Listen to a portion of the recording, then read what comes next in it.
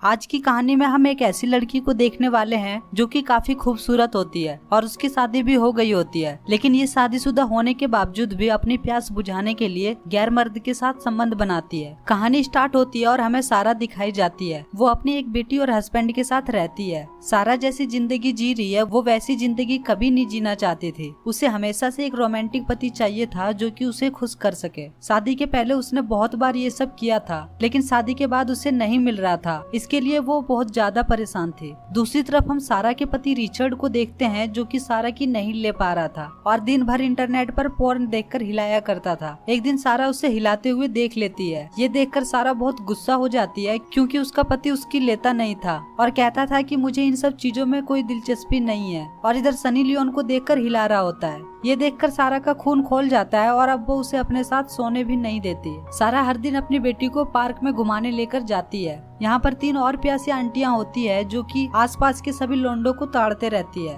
वैसे सारा इन सभी से ज्यादा प्यासी होती है, पर वो हमेशा इनसे दूरियां बनाकर रखती है क्योंकि वो नहीं चाहती कि उसके कैरेक्टर पर कोई उंगली उठाए। एक दिन हम पार्क में ब्रेड नाम के बंदे को देखते हैं जो कि इन सभी आंटियों का क्रश होता है। आज पहली बार सारा ब्रेड को देखती है और उसे देखते ही सारा का लीकेज होने लगता है और उसके दिमाग में पोर्न हब चलने लगता है। साइड में बैठी हुई आंटियों का भी कुछ ऐसा ही हाल था और जब वो ब्रेड को इमेजिन करके अलग अलग पेंटिंग बना रही होती है तभी सारा उनसे पूछती है कि ऐसा क्या है इस बंदे में जिसके लिए तुम तीनों ने अपनी गीली कर रखी है। तो वो कहती है कि ये लड़का जरूरत से ज्यादा सख्त है और अगर तुमने इसकी शक्ति को अपने फिगर से पिघला दिया तो हम तुम्हें मान जाएंगे और इसके बदले तुम जो कहोगे। सारा भी चैलेंज को एक्सेप्ट कर लेती है और ब्रेड के पास जाके अपनी बेटी को झूला झूलाने लगती है। इस बीच वो अपनी चीजों को दिखाकर ब्रेड को इम्प्रेस करना चाहती है, लेकिन उसके बावजूद भी ब्रेड सख्त बना रहता है, मानो जैसे उसका खड़ा ही नहीं होता। अब सारा को भी कुछ ऐसा ही लगता है और वो ब्रेड के पास जाकर साफ साफ बोल देती है कि मुझे अपना नंबर दे दो जिससे कि मैं वो सामने बैठी आंटियों की जलाकर राख कर सकूं। मैंने उनसे शर्त लगा रखी है और मेरे पैसे फंसे हुए हैं। ये बात सुनकर पहले तो ब्रेड को बहुत हंसी आती है, पर वो भी उसकी बात मान जाता है और ये सारा से कहता है कि जितने पैसे तुम्हें मिलेंगे उसमें से आधा मैं रख लूंगा। सारा भी मान जाती है, लेकिन अब नंबर लिखने के लिए उनके पास पेन नहीं होता है। ब्रेड के पास होता है पर वो व्हाइटनर होता है, तो इसीलिए सारा कहती है कि ये सब छोड़ो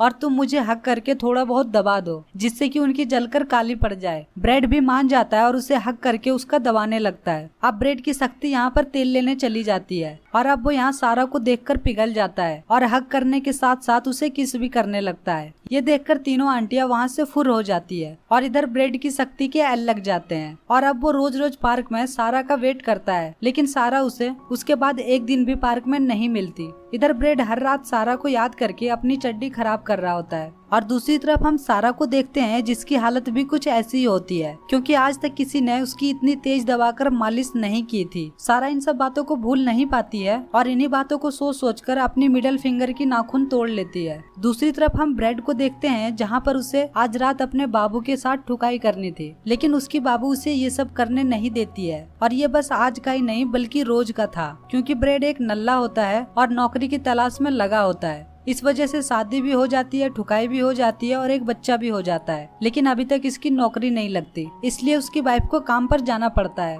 और वो काम से आने के बाद इतना थक जाती है कि वो बेड पर अपनी टांगे भी नहीं उठा सकती। ब्रेड का हाल भी कुछ सारा के जैसा हो जाता है। यहाँ पर इसकी बाबू इसे दे नहीं रही होती और वहाँ पर उसका बाबू उसकी ले नहीं रहा होता। ब्रेड की वाइफ उसे रोज गालियाँ देती है और जॉब के लिए कहती है, लेकिन ब्रेड बचपन से ही एक फुटबॉलर बनना चाहता था, लेकिन उसके बाप ने उसकी एक नहीं सुनी और एसएससी की कोचिंग लगवा दी। और जब ये सारी बात ब्रेड अपने एक दोस्त से कहता है तो उसका दोस्त किसी तरह से जुगाड़ करके उसे भी एक फुटबॉल की टीम में शामिल करवा देता है। इधर सारा का लीकेज रुकने से रहा था, इसलिए अब वो डिसाइड करती है कि अब वो ब्रेड का लंबू लेकर रहेगी। अगले दिन वो फिर से ब्रेड से मिलकर दोस्ती कर लेती है और दोनों मिलकर अपनी पढ़ाई चालू कर देते हैं। यहाँ पर दोनों काफी मजे लेते हैं और इस रिश्ते को एज ए फ्रेंड वाला नाम दे देते हैं। एक दिन जब ये दोनों अपने बच्चों को पार्क में घुमाने के लिए लाए होते हैं तभी इन्हें आपस में खेलने को कह देते हैं और सारा ब्रेड के साथ झाड़ियों में बम्बू लेने चली जाती है। पर तभी अचानक से बारिश होने लगती है और इन्हें यहाँ से अपनी जान और गांड दोनों बचाकर भागना पड़ता है। यहाँ पर सारा का घर पास में ही होता है तो ये लोग सारा के घर पर चले जाते हैं। बच्चे काफी थक गए होते हैं तो वो सो जाते हैं और अब ये दोनों घर पर अकेले होते हैं। सारा किचन में कुछ काम कर रही होती है तभी ब्रेड सारा की डायरी देखता है जिसमें कि उसकी फोटो होती है अब ब्रेड समझ जाता है कि सारा की उंगलियां हमेशा गीली क्यों होती थी। अब वो भी किचन में चला जाता है और पीछे से पकड़कर उसकी स्कर्ट उठाकर पेलना शुरू कर देता है। सारा हमेशा से यही चाहती थी, इसलिए यहाँ पर सारा को भी ब्रेड का बम्बो चूसकर बहुत मजा आता है। अब ये दोनों बस ठुकाई के लिए ही एक दूसरे से मिलते हैं और इन्हें कहीं बाहर जाने की जरूरत नहीं पड़ती। जब ब्रेड की वाइफ जॉब पर चली जाती थी तब सारा उसके घर पर आ जाती थी और अपनी टांगे फैलाकर अपनी गुफा चौड़ी करवाने लगती थी। धीरे धीरे समय बीतता जाता है और अब ब्रेड की वाइफ को रियलाइज होता है कि